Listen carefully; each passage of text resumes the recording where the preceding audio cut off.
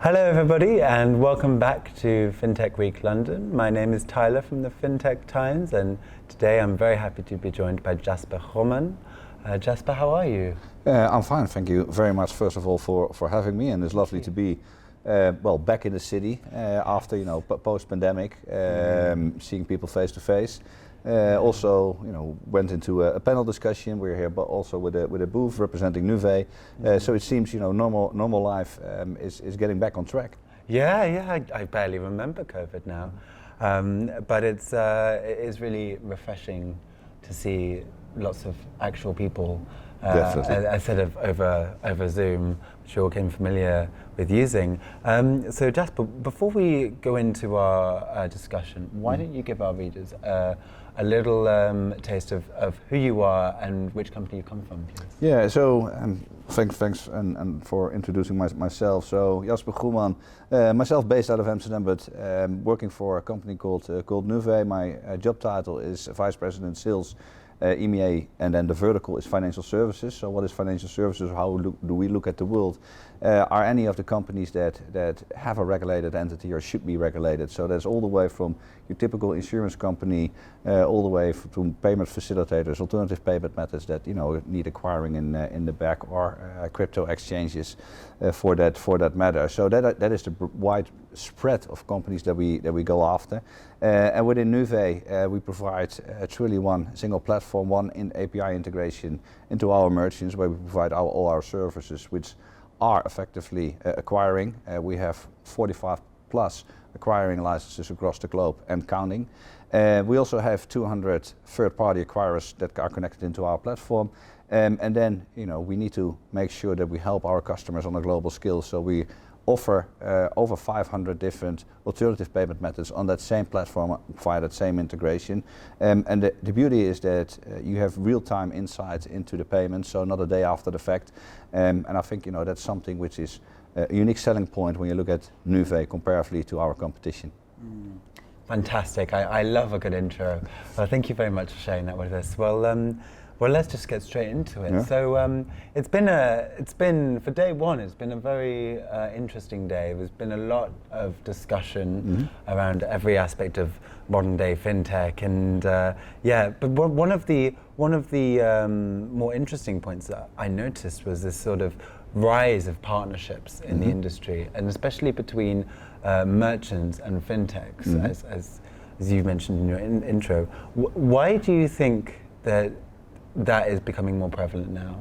Yeah, if you look at the industry, and I'm working over a decade in the industry as we speak. So back in the day, when you were speaking with a merchant, at some point in time, they wanted to sell something online, and at the end of the day, of the customer journey, there was a payment that needs to be made. So if you could facilitate that payment back in the day, most of the merchants were already happy, right?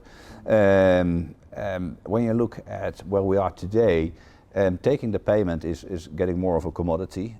So making sure that you really partner with, first of all, our partners to begin with, which are technology platform that are using that probably will be used by our merchants.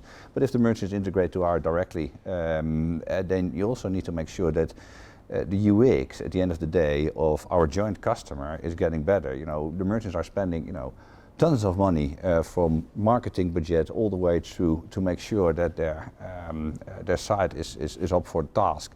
So then it would be nice that if at the end of the journey, that same look and feel is being facilitated first and foremost. Secondly, I think it's important to make sure that the language, but also the currencies and the preferred payment methods of that specific customer in whatever country they're selling, right, is being reflected as well. And then if that payment page is then also customizable, that would be nice. And obviously that's from a UX perspective. But if you look into different things like, for instance, data, and I think data is becoming more and more relevant, for any company, but especially for ours, right?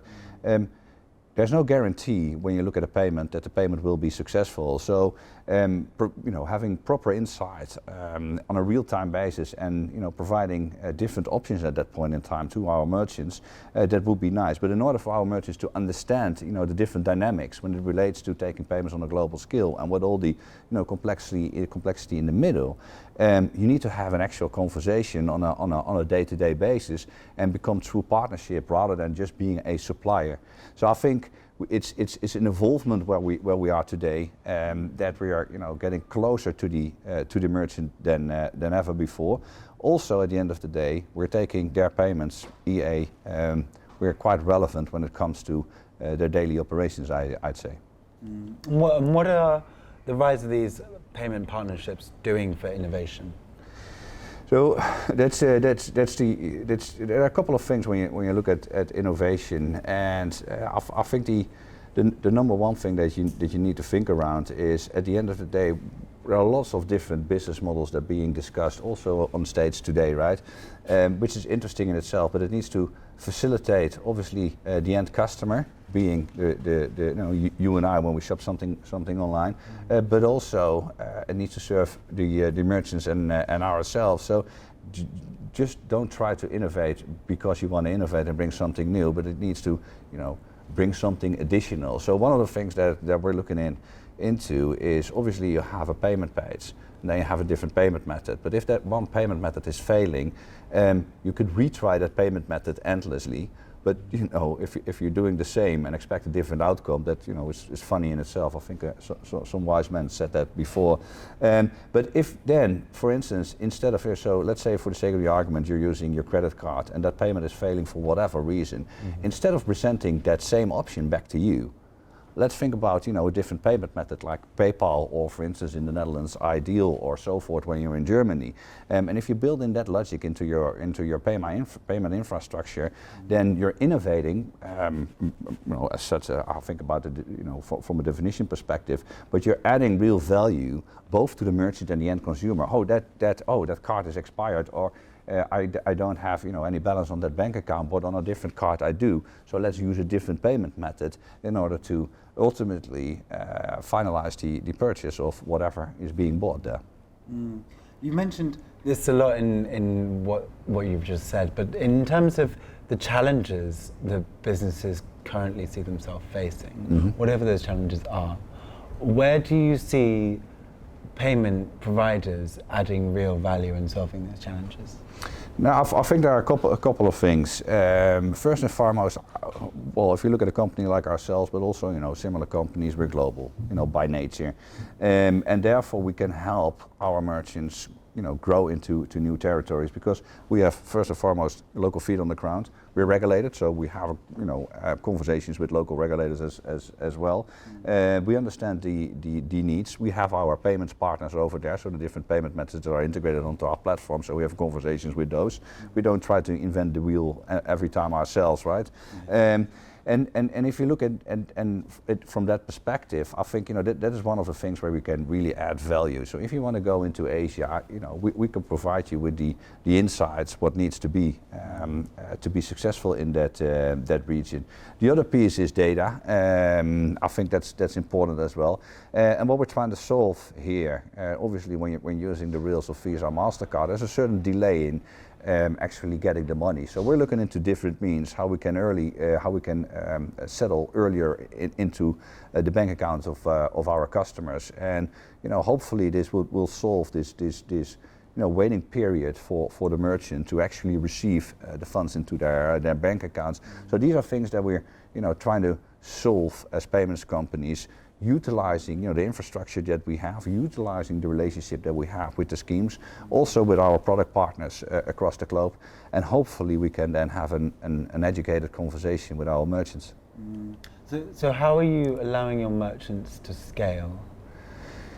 At the end of the day, obviously, it's on them in order to get wherever they want. But what we have is simply one integration, and the logic that we apply within that integration or in that payment infrastructure, they don't need to think around that the payment is being made in APAC over Europe or US. That's the logic that we help them with. So it's one integration. With that one integration, we discuss, what their requirements are and how we can help them. We set that up for them, but also together with them, and we explain how to grow in that area. So when merchants want to scale, obviously it's under them that to go. But if they want to go, we help them navigate, I would say, that relatively complex landscape.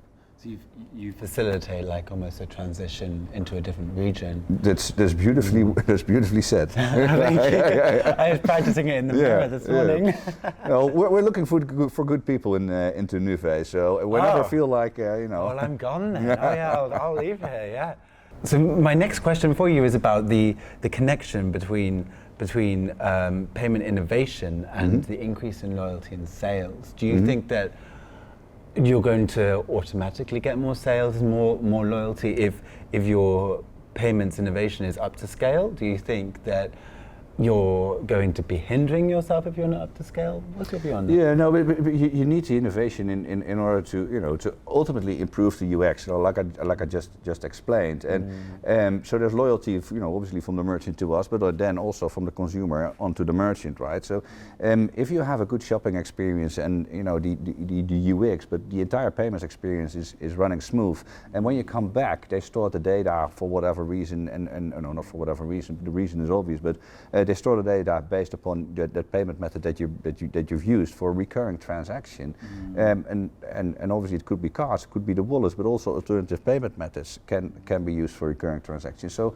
whenever you come back with a one single click, that payment is being accepted, probably the likelihood of you finding that experience smooth and wonderful, and you appreciate that, the likelihood of you as a loyal customer coming back is probably higher than if it's a clunky experience and you need to retype all your details into that space. So I think UX is on one hand important here, but also providing the essentials that's needed in whatever region, and that can be the currency, that can be the payment methods, but there's also the fact that the payments page is customizable, and that you would really recognize the brand where you buy something, that brand is being reflected on the payment page, and so that you really recognize yourself making the purchase actually with that brand, and then we just need to sit in the back and make sure that it's running smoothly, and make it easy for both the merchant and yourself.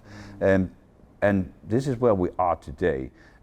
Tomorrow, and not tomorrow in itself, but there will be more coming, which hopefully we can announce in the next 24 months or so, to see that our next gen payments platform is up for the task, I'd say.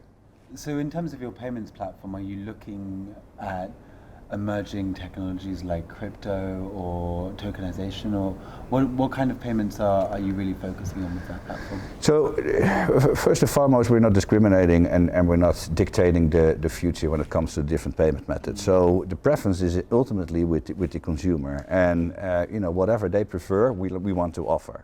So that's I think the important piece to reference here. When you talk about tokenization in itself, when you look at cards, and I just referenced APMs, we're tokenizing them already for recurring payments, so we can make that happen. And then if you think about the future, and obviously I'm in financial services and also pretty close to companies like crypto exchanges and stuff like that, there are many different use cases that you can think of, how we can help merchants in the future, and we're working on a couple of different projects at the minute. Unfortunately, I can't clarify anything of this at the minute, but there will be more coming from our end. So we're not stopping here as we speak, and more in innovations, more cool things will be added over the course of the next few months. I'm certain about that one. Well, I look forward to those announcements and seeing what the next generation of payments looks like, because it's so promising, as you've outlined in your interview. But until then, thank you very much, Jasper, for joining us on this interview today. And I hope you enjoy day 2 of Fintech Week London tomorrow. I hope so as well. Thank you so much. Thank you very much. Cheers. Thank you.